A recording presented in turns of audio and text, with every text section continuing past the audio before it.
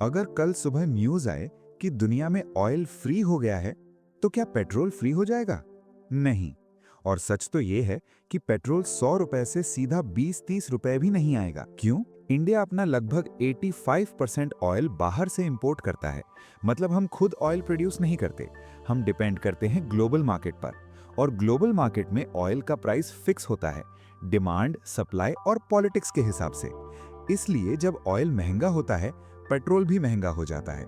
यहां तक सब सिंपल है, पर असली गेम अब स्टार्ट होता है।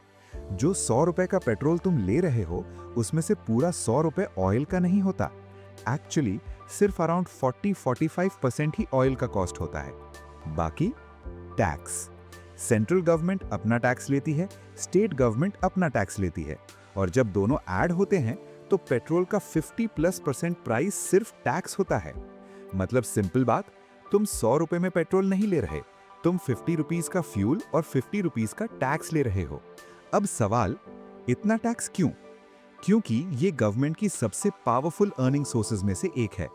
फ्यूल टैक्स से हर साल मैसिव रेवेन्यू आता है, जिससे रोड्स बनती हैं, इंफ्रास्ट्रक्चर बनता है और वेलफेयर स्कीम्स चलती हैं। मतलब पेट्रोल सिर्फ फ्यूल नहीं है, ये एक रेवेन्यू इंजन है। अब सबसे इंटरेस्टिंग पार्ट, जब ऑयल महंगा होता है, पेट्रोल का प्राइस तुरंत बढ़ता है। लेकिन जब ऑयल सस्ता होता है, तो पेट्रोल उतनी स्पीड से सस्ता नहीं होता, क्योंकि उस टाइम टैक्स एडजस्ट कर दिया जाता है। यानी जो बेनिफिट तुम्हें मिलना चाहिए था, वो पूरा तुम तक नहीं आता। इसी वजह से तुम नोटिस करोगे, पेट्रोल का प्राइस जल्दी बढ़ता है पर धीरे कम होता है, और कभी-कभी स्टेबल ही रहता है। अब एक और रियलिटी समझो। अगर गवर्नमेंट चाहे तो पेट्रोल 20-30 रुपए सस्ता हो सकता है, पर अगर ऐसा होता है तो रेवेन्यू भी उतना ही गिर जाएगा। और फिर या तो दूसरे टैक्सेस बढ़ेंगे, या स्कीम्स कम होंगी, या डेवलपमेंट स्लो हो जाएगा। मतलब एंड में पेमेंट तुम्हें ही करना है, बस डायरेक्ट या इनडायरेक्ट।